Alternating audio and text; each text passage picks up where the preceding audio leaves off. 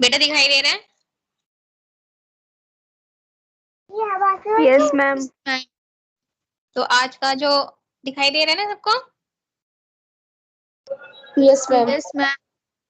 तो आज का जो टॉपिक है, आज का टॉपिक है पोस्टीरियर अब्डोमिनल वॉल। ठीक है, एक दिन हम 2 दिन पहले हमने एंटीरियर अब्डोमिनल वॉल पढ़ा था, आज है पढ़ेंगे हम पोस्टीरियर अब्डोमिनल वॉल। ठीक है, तो बात करते हैं पोस्टीरियर अब्डोमिनल वॉल।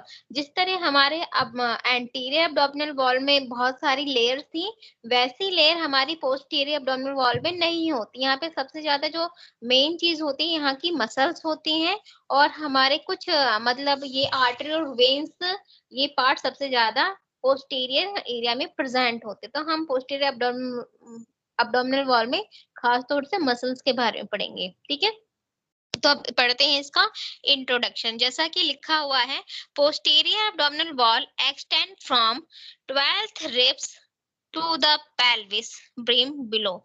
मतलब जो हमारा जो पोस्टीरियर अब्डोमिनल वॉल है वो हमारे 12th रिब से स्टार्ट होके हमारे पेल्विस ब्रिम तक फैला हुआ है। जिस तरह यहाँ दिखाई दे रहा है ना, इस देखो ये दिखाई दे रहा है ना, ठीक है। तो ये हमारा क्या है, हमारा 12th रिब से ब्रिम तक पोस्टीरियर वॉल फैला हुआ है।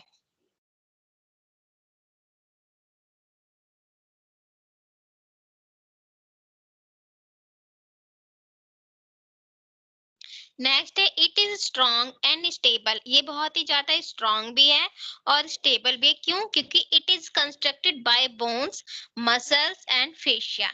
क्योंकि ये बोन, मसल्स और फेशिया से मिलकर बने हुए, जबकि हमारा एब्डोमिनल वॉल में बोन्स नहीं थी, तो वो ज्यादा स्ट्रॉन्ग भी नहीं थी और ज्यादा स्टेबल भी नहीं थी। लेकिन जो हमारे ये पोस्टीरियर अब्डोमिनल वॉल है वो ज्यादा स्टेबल भी है और स्ट्रॉन्ग भी, क्योंकि इसमें बोनी पार्ट प्रेजेंट है, मसल्स प्रेजेंट और फेशिया प्रेजेंट है। It supports retroperitoneal organ, vessels and nerves. क्योंकि जो हमारे पोस्टीरियर अब्डोमिनल वॉल है ये हमारे जो ऑर्गन्स हैं उनको, वेसल्स और नर्व को प्रोटेक्ट करती है। तो इसलिए ये बहुत ज्यादा स्ट्रॉन्ग भी है और स्टेबल भी है। The posterior abdominal wall is constructed by bony muscular part and fascia। जैसे कि हमने पढ़ा कि जो हमारा abdominal wall है और साथ साथ फेशिया, फेशिया में हमारे कौन कौन से, psoas fascia, fascia iliaca and thoracolumbar fascia है। तो जो इसमें फेशिया में भी 3 पार्ट्स में डिवाइड है। तो हमारा जो पोस्टीरियर अब्डोमिनल वॉल है वो भी 3 पार्ट से मिलकर बना हुआ है।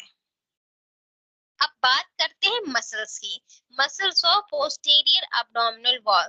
तो जो हमारी जो मसल्स है वो 3 टाइप्स की यहाँ पे मसल्स है। तो सबसे पहली वाली मसल्स है सोस मसल्स, सेकंड है इलिकस और थर्ड है क्वाड्रेटस लंबोरम मसल्स। ठीक है, तो जो हमारे पोस्टीरियर अब्डोमिनल वॉल में जो मसल्स है वो 3 टाइप की मसल्स है जो यहाँ पे दिखाई दे रही हैं। ठीक है, जैसा कि इसमें दिखाई दे रहा है।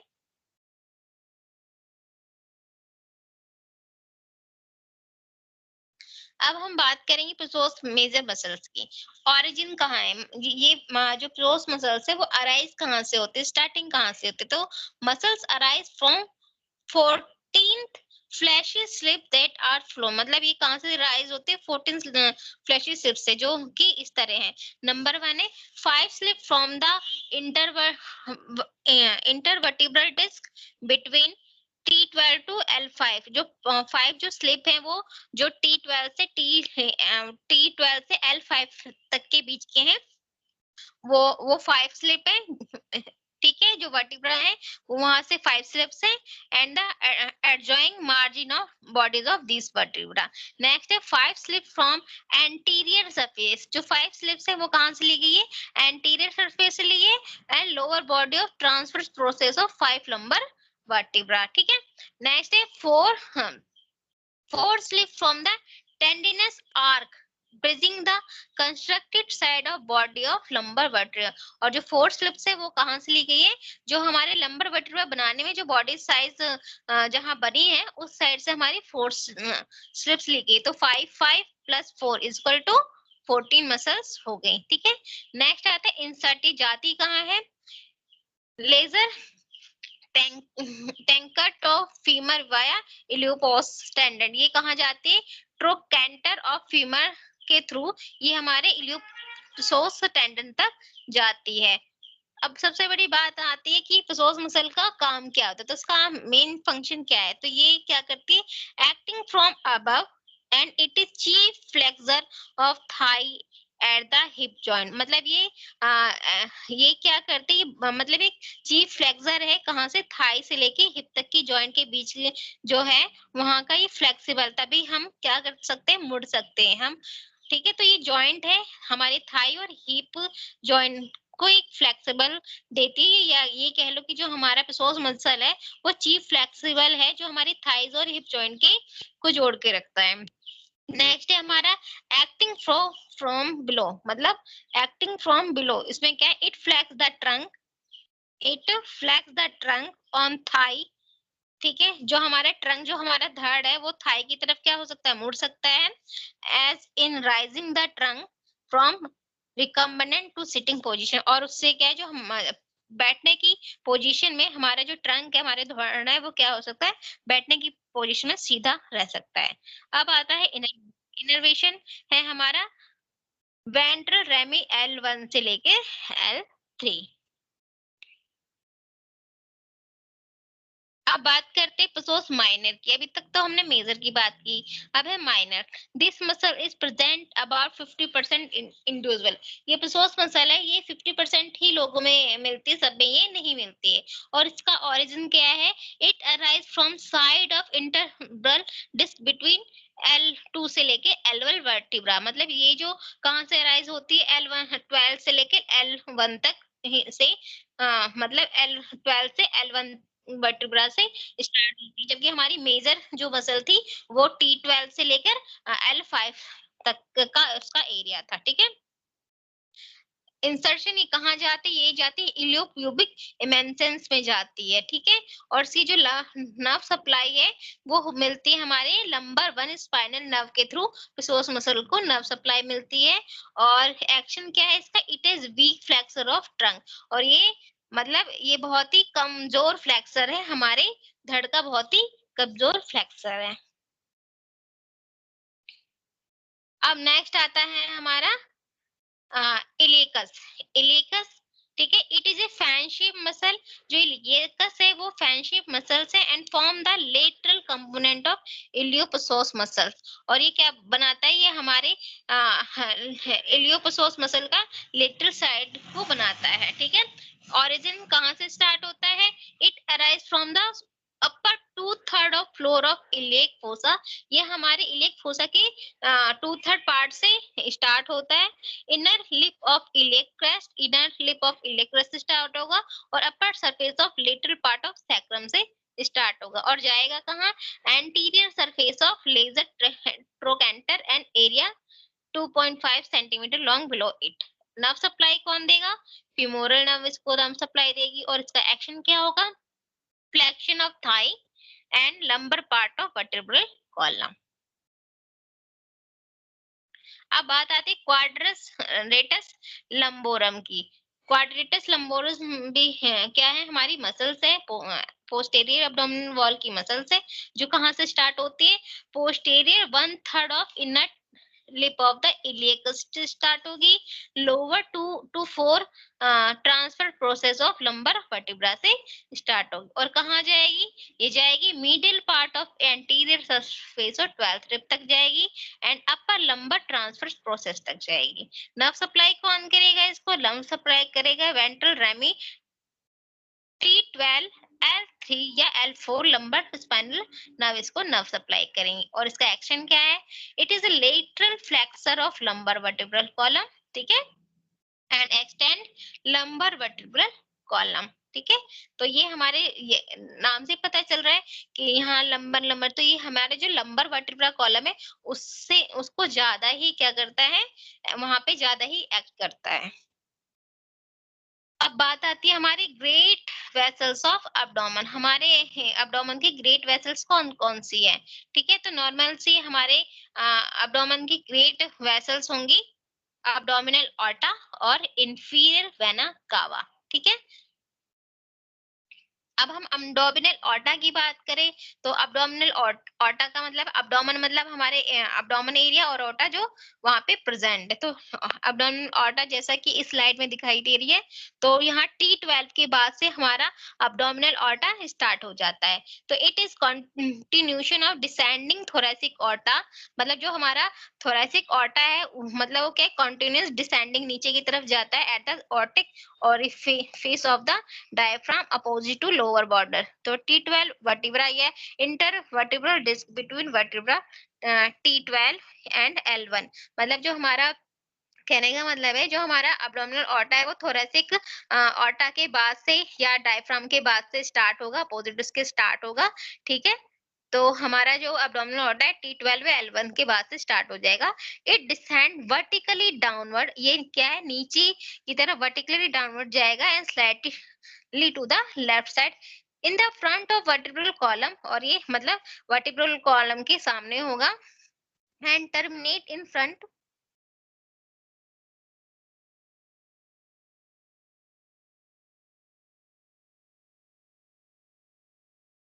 and terminate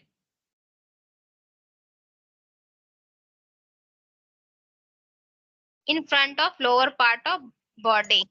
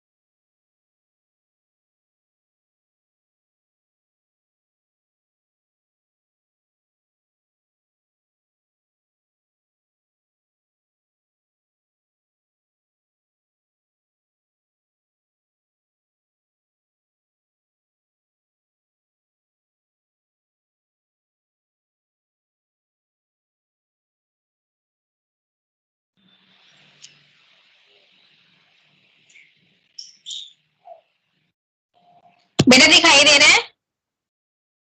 yes ma'am. अच्छा, कॉल आई सुनाई दिया? नहीं मैम। अच्छा, इसका मतलब बंद हो जाता है। ठीक है, अभी बेटा फोन आए थे ना इसलिए डिस्कनेक्ट हो गया। मैम हमको सुनाई दे रहा था। दे रहा था बेटा, मुझे वीडियो बनानी है, मुझे दोबारा पढ़ाना पड़ेगा। मैं दोबारा पढ़ा देती हूँ, ठीक है? Okay ma'am. ये सच में सुनाई दे रहा था ना? यस मैम, सुनाई दे रहा था। हाँ, नहीं तभी तो नहीं, मैं पता नहीं सुनाई दे चल रहा था मैम। मजाक कर रहा है दीपक मैम, नहीं सुनाई दे रहा था। मैम नहीं सुनाई दे रहा था मैम, नहीं बिल्कुल नहीं सुनाई दे रहा था। मैम नहीं सुनाई दे रहा था, जब कॉल आती है तो होल्ड हो जाता है। होल्ड हाँ हो वही। जाता है मैम। चलो कोई नहीं, अब बात करते हैं हमारा इसकी बात क्या है?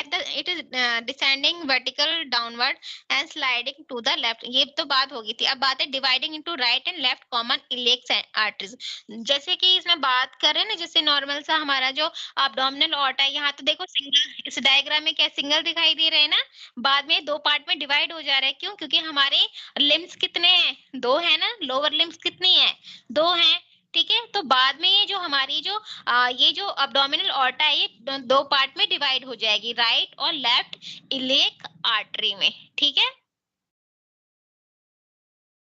अब आते हैं जैसे इसकी ब्रांचेस। अगर हम एब्डोमिनल ऑर्टा की ब्रांचेस की बात करें तो इनकी बहुत सारी ब्रांचेस है। अगर जैसे कि इसमें दिखाई दे रहा है, anterior unpair branches of viscera, lateral pair branches of viscera, 5 lateral pair branches, 2 पार्टरीज, 3 टर्मिनल ब्रांचेस। तो इनके बहुत सारे ब्रांचेस है। तो यहाँ है 3 अनपेयर वेंट्रल ब्रांचेस टू गट, ठीक है? 3 अनपेयर जो वेंट्रल ब्रांचेस है वो गट में प्रेजेंट होंगी। 3 pair lateral branches to 3 pair gland, मतलब जो 3 ब्रांचेस होंगी लेटरल ब्रांचेस वो कहाँ होंगी? ग्लैंड की तरफ होंगी, ठीक है? पेयर पोस्ट्रोलेटरल ब्रांचेस होंगी। Above the aorta also give arise to pair inferior phrenic artery। और नेक्स्ट है 3 टर्मिनल ब्रांचेस। तो इसको हमने क्या किया है? बहुत सारी ब्रांचेस में डिवाइड कर दिया है।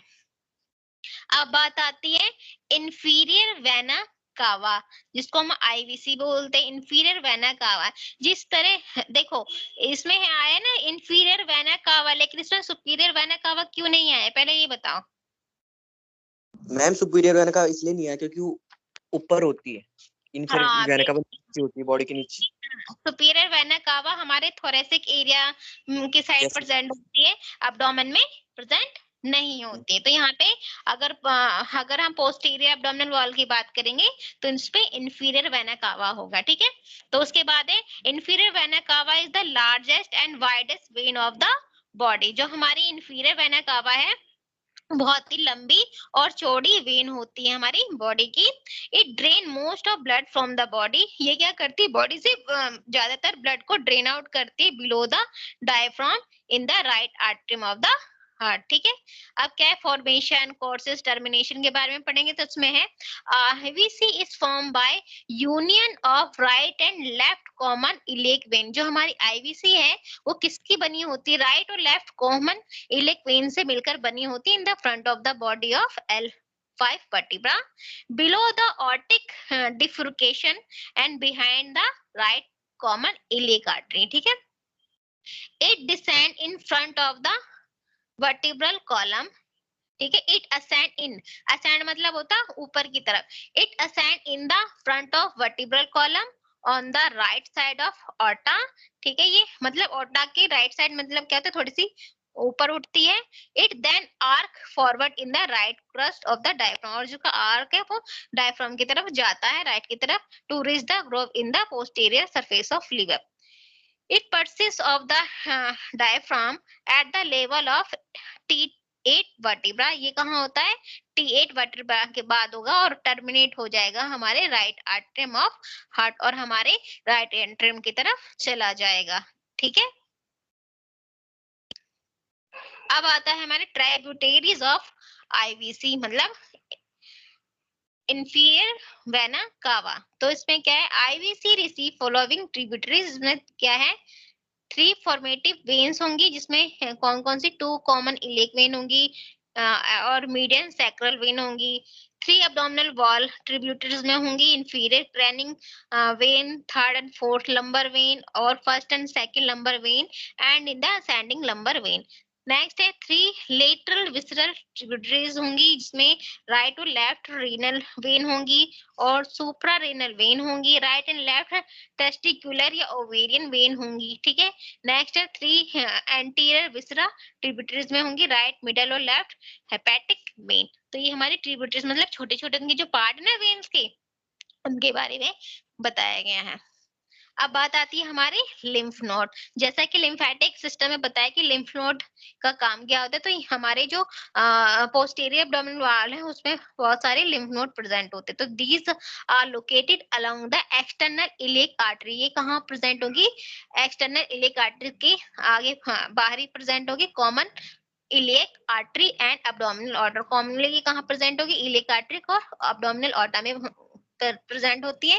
According term external iliac, common iliac and aortic lymph node, ठीक है, जैसा कि इसमें दिखाई दे रहा है। ये जो ग्रीन ग्रीन है ये सारे क्या है? हमारे लिम्फ नोड्स हैं। अब आता है nerve of posterior abdominal wall की हमारे पोस्टीरियर एब्डोमिनल वॉल की नर्व कौन कौन सी है, ठीक है। इसमें सब कोस्टल नर्व, ठीक है, सब कोस्टल नर्व दिखाई दे रही है जो T12 पे है, ठीक है। It is ventral ramus of T12 thoracic spinal nerve. जो सब कोस्टल नर्व है वो हमारे 12 थोरेसिक स्पाइनल नर्व होती है। नेक्स्ट है हमारे लंबर प्लेक्सस। थोरेसिस के बाद तो लंबर ही आता है, तो लंबर में क्या है हमारा? Lumbar plexus form by the union of ventral Rami of L1 से लेके L3 लंबर नर्व। यहाँ जैसे कि दिखाई दे रहे हैं ना L1, L2, L3, ये क्या है? हमारी सारी नर्व्स हैं, ठीक है। Two smaller part of ventral rami of L4 nerve join with the ventral rami of L5 nerve। मतलब जो L1 L4 nerve है वो हमारे L5 nerve से क्या हो जाएगा? ज्वाइन होगा और क्या बनाएगा? हमारा लंबोसैक्रल ट्रंक को बनाएगा, which take part in the formation of sacral plexus में हेल्प करेंगे, बनाने में उसको हेल्प करेंगे, जैसा कि इसमें दिखाई दे रहा है। मैम मैम कौन रिमूव कर रहा है? किसको कौन रिमूव कर रहा है बेटा? मैम 2 बार कर दिया मुझे।